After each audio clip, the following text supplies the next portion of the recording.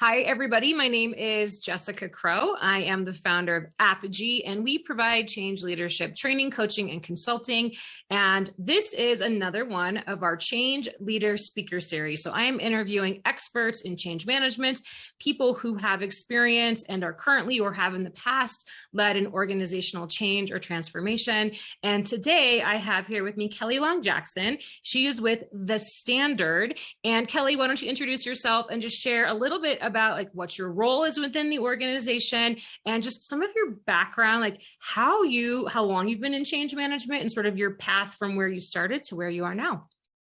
Absolutely. Thanks, Jess, for having me. I'm happy to always talk about the goodness that is change management. So I'm currently the Senior Director of the Change Management Office at The Standard, as you said. I have only been here for about 4 months, but it's a really exciting opportunity because The Standard has made a serious commitment to standing up and furthering its change management capability across the enterprise. So leading a brand new team and a new function, so standing that up with all of the excitement and challenges that come with that. But it is the strongest commitment to change management that I've seen in any organization that I've been a part of. So it's wonderful to see. Before coming to The Standard just recently, I led enterprise change management at Xcel Energy, so the utility space. And then before that, I did some independent contracting with Molson Coors and Western Union. Before that, I was at change management at DaVita, where I worked with you, Jess. Yes. And I got my start with change management right out of business school when I was consulting with Hitachi Viterra. And hadn't even heard of change management before I started consulting and started, what has become my life's work for the last 15 years. That is awesome. Yeah, we started working together at a time when change management was being introduced and embedded within the organization at DaVita. So you have a lot of experience in that startup space. It sounds like with Hitachi and DaVita, and now where you're at with The Standard, you have this opportunity to create something maybe from scratch, using all the best practices and everything to really set it up in a way that will be successful. So congratulations, that's exciting. And I'm excited for the organization because you are a fantastic change leader. So tell me a little bit about just what change management, what it looks like at The Standard. You've got a long history, and I'm guessing it's looked different in every single space. What are some of the the biggest opportunities or the most exciting things about creating a change management function within The Standard, just from your perspective? I think what I'm most excited about right now is the possibility of embedding change management in a very real and meaningful way in every aspect of the organization. We're supporting every major project and initiative, and that's the expectation. So with that, we get to go in, the change managers on my team go in and work in these project settings with leaders from across the organization and, talk to them and educate them on what change management is, by showing their work, basically. Because The Standard has a bit of a history with change management in general. There are a lot of people that are ProSci ADCAR certified there. So that's pretty top of mind.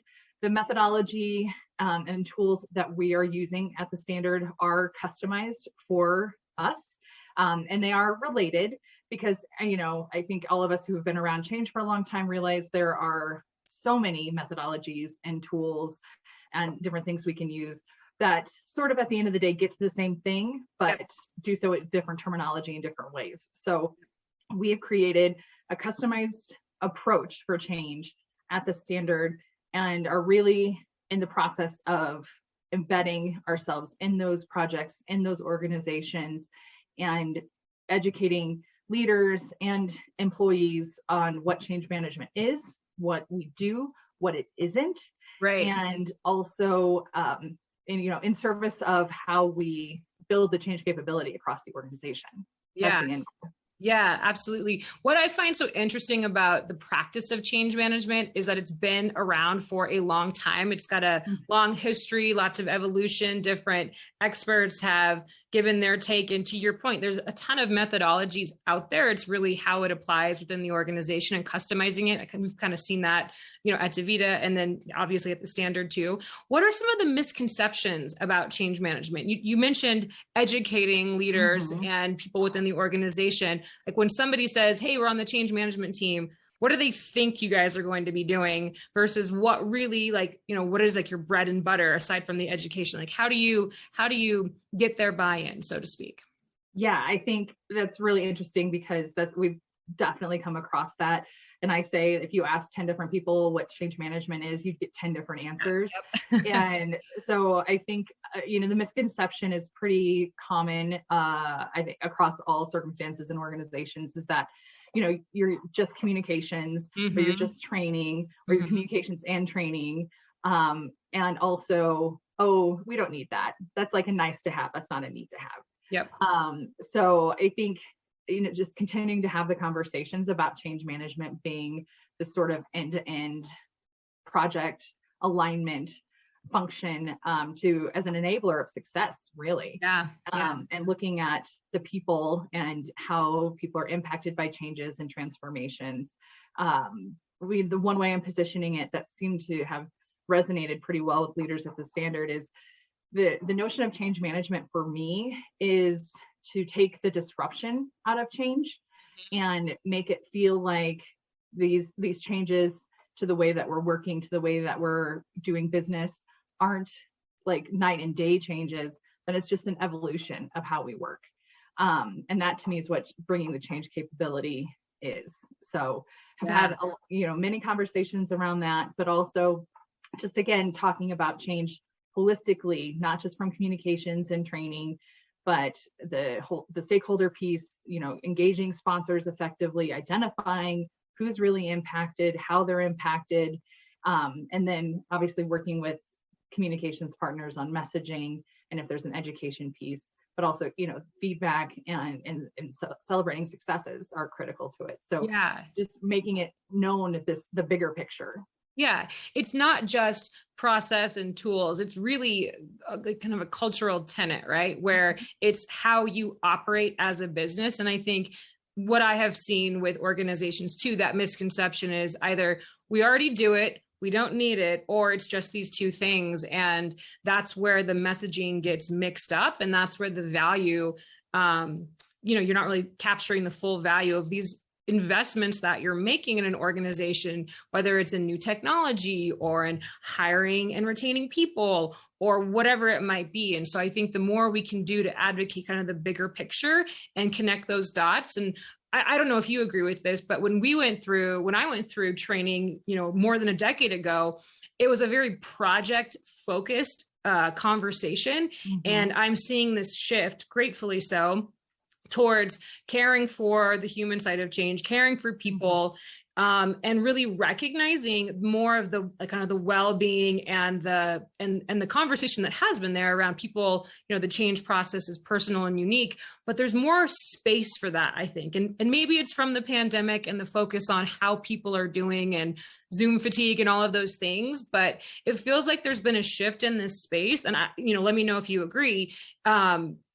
In terms of how we're thinking about what it means for people and for business performance and strategy. What are your thoughts on that? I absolutely agree. And I think people are thinking about the people side of all of these, impacts and transformations that they're proposing. And one thing that I say to senior most leaders is we can have these grand plans and these high level, board level strategies, but none of them go anywhere if the actions of individuals don't change. And that is what change management is to help enable those individuals to create that kind of ripple effect of changing little things over time that will eventually have a substantial effect. So I absolutely agree that is the case. And I'm glad to see it as well. Yeah. And you hit on something too that I think is really important for people who are watching this video to hear. It's little changes over time. In a performance-based organization where results, how do we do, there's some tension around getting things done on time, getting things done, within scope versus people actually do need a minute to breathe and process. And it does take small increments to see this really powerful change within a project, an organization, a team, what have you. How are you kind of pivoting? Because I'm curious how it works at the standard. So you've got your team that you're growing, and which teams within the organization, and you mentioned communications training, but what other teams within your organization are you most closely partnered with, so that you're either supporting or that you're utilizing their resources and services to execute on the change strategy? Just so people who are like, how do I even like stand this up in my company? Like, how would you approach that? Or like, what would you say, or is the kind of reality for where you're working? We have really strong partnerships with our corporate communications team, and the HR business partners that support different, and that is unique to the standard. I've not had that relationship before in other places that I've worked. It also is unique that the CMO that I lead is in the HR organization, which is a first for me, which is kind of cool, and I think speaks to like the cultural transformation of embedding change management into the organization. So it's not in IT and belongs to them, or another department, operations, or whatever the case may be. So yeah, those are our two groups that are really working closely with us, and the change managers and the project settings, and helping a lot with paving the way and understanding the way that the business is run and how information is shared. So yeah, those are our two. There are definitely little pockets of training professionals throughout the organization as well, and we involve them as needed. But the two partners are kind of our three-legged stool, are definitely the corporate communications team, our HR business partners, and the CMO. That makes so much sense, because HR has long had a focus on people in terms of, all the different things, benefits, hiring, firing, development. And so having that integration with the CMO is a very powerful combination, and communications obviously as well, and training. That's great. I love hearing it described in that way, and that's the structure in your organization. How would you, so for someone who is, either not certified yet or hasn't been trained, but wants to start to dip their toe in the water, so to speak, and maybe get started with either applying change management theory and understanding, like how would you recommend getting started? Is it just getting some experience? Do you recommend getting training? What do you recommend for people who want to enter into the profession? Yeah, I think there are a lot of different ways. I think, back in the day when we got certified, it was sort of like this blank check mentality, right? It's like, okay, you're certified, you're a change manager now. And I think it helps. I think that education absolutely does help. It provides this kind of shared, community or shared framework to work from. Same vocabulary too. Yeah, absolutely. But I think also, just if you want to get started in change management, I think, looking into ACMP and the offerings there and the certification that they offer is really good, because there's a prep course element to it. So it requires some self-study. I think just, seeking out resources like this, like these videos, listening to, different approaches. And then also, I think almost every position could incorporate elements of change management into Totally it. agree with you. And I think that you can, educate yourself on different frameworks. There are so many. So, just find one that you like, that makes sense to you, that you feel like applies to your role into the organization that you're in, and start experimenting and trying different things, and, having conversations with your manager about, what you're doing and what you want to try to do, and the benefits that you think it would bring, and the value proposition of it. So that would be my recommendation, is just try it, start small, and see how it goes, and you can always explore from there. Yeah, I think when it comes to this practice, I've seen so many people start in one role, and it's been a natural evolution because of the work that they are doing. It's just they start in L&D, and then they've done project management, and then they're here, or they've been an analyst, and now they're in operations. I mean, there's just the human element, the human side of change is if you are wanting to execute on a business strategy, you have to go through people to get it done. And so understanding how to lead and influence people to change their behaviors is a great skill to have in any role. To that end, which skill do you think is more important? And this might be a trick question, but change management or having leadership skills? What do you think would be the most, like if you're, wanting to lead a transformation or you're new in your career, and you can probably see my cat, sorry. She's awake. What do you think is more valuable right now?